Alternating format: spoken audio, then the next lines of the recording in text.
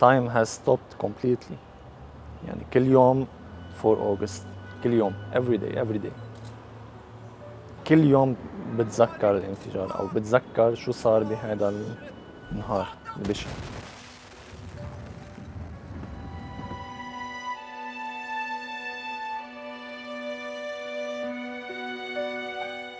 A year on from one of the worst industrial accidents in history, Beirut's wounds are yet to heal.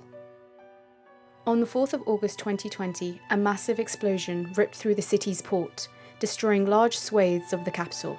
The blast killed at least 218 people and displaced 300,000. It was triggered by the ignition of 2,750 tons of ammonium nitrate. The world was stunned. 12 months later, and the citizens in Beirut still bear the physical and mental scars of the blast. And they are still angry.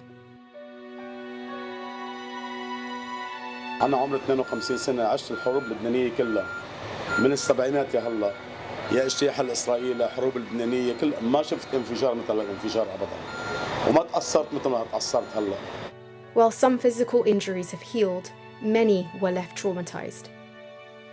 According to mental health charities, many survivors are suffering from PTSD, depression, anxiety, and in some cases, memory loss. The Embrace helpline have received hundreds of phone calls from people in distress since the blast. 28% of them had suicidal thoughts. Internal scars هي الأبشع. يعني اللي يمكن جسدياً رح صح بعدين بس نفسياً ما بعرف أين صح.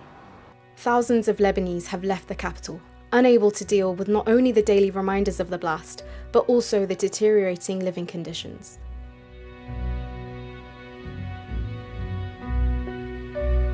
Lebanon was already dealing with an economic and political crisis before the blast exacerbated the situation. Life has now become unbearable for millions of Lebanese citizens, with more than half living in poverty. Hyperinflation has left many unable to afford basic necessities, such as medicine and food, relying on family abroad to provide for them.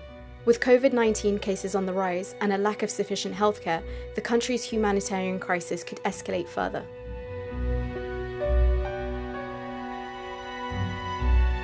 While protests for the blast victims happen regularly, justice has not been brought to families a year on.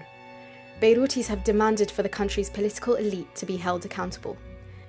An initial investigation into the blast blamed negligence and years of inaction for the explosion. Leaked official documents show the government had been warned of the dangerous stockpile of explosive chemicals at the port for 6 years, but there were no safety measures in place. A recent report by Human Rights Watch implicated government officials in the blast.